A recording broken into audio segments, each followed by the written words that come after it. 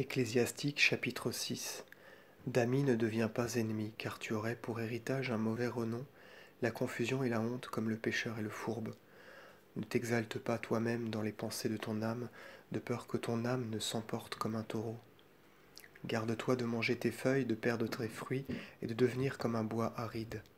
Une âme perverse ruinera celui qui la possède, et le rendra la joie de ses ennemis.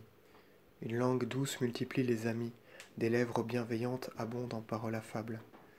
Vis en paix avec le grand nombre, mais sur 1000 n'en prends qu'un pour ami. Si tu acquiers un ami, ne le prends pas sans l'avoir éprouvé, et ne lui donne pas facilement ta confiance. Car tel est l'ami à son temps, et celui-là tu ne le trouveras point près de toi au jour de la tribulation. Et tel autre change en haine l'amitié, et celui-là révélera des querelles qui seront à ta honte. Tel autre est ton compagnon de table, et tu ne l'auras point près de toi au jour de la tribulation. En ta prospérité, il sera comme toi, il parlera librement à tes serviteurs. Mais si tu es humilié, il sera contre toi, et à ta vue il se cachera. Tiens-toi loin de tes ennemis, et attache-toi à tes amis. Un ami fidèle est un abri solide, et qui l'a trouvé a trouvé un trésor. Rien ne vaut un ami fidèle, et sa bonté est inappréciable. Un ami fidèle est un remède aux maux de la vie, et ceux qui craignent le Seigneur le trouveront. Celui qui craint le Seigneur place bien son amitié, car son meilleur ami est celui qui lui ressemble. Mon fils, dès ta jeunesse reçois la doctrine, et jusqu'à tes vieux jours tu trouveras la sagesse. Occupe-toi d'elle comme le laboureur et le semeur, et tu en recueilleras de bons fruits. À ce labeur tu te fatigueras un peu, mais bientôt tu mangeras de ses fruits.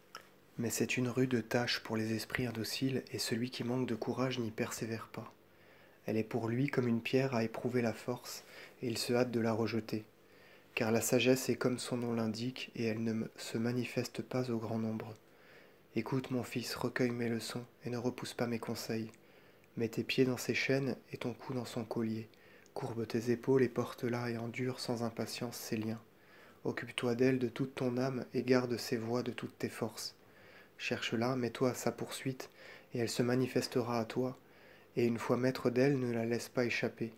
En tes vieux jours, tu goûteras son repos, et elle sera ta joie. Et ses chaînes te seront un puissant abri, et ses colliers une robe de gloire, car elle porte une parure d'or, et ses fers sont des franges d'hyacinthe. Tu te revêtiras d'elle comme d'une robe de gloire, et tu poseras sur ta tête une couronne d'allégresse. Si tu veux la suivre, ô mon fils, tu seras instruit, et si tu t'y appliques de toute ton âme, tu deviendras habile. Si tu te plais à l'écouter, tu en recueilleras les fruits, et si tu lui prêtes une oreille attentive, tu seras sage. Va dans la compagnie des anciens, et quiconque est sage, attache-toi à lui. Désire entendre toute parole qui vient de Dieu, et que les paroles de la sagesse ne te fassent point fuir. Si tu connais un sage, va le trouver dès le matin, et que ton pied passe souvent les degrés de sa porte. Aie souvent en pensée les préceptes du Seigneur, et médite toujours sur ses commandements. Lui-même affermira ton âme et ton désir de la sagesse.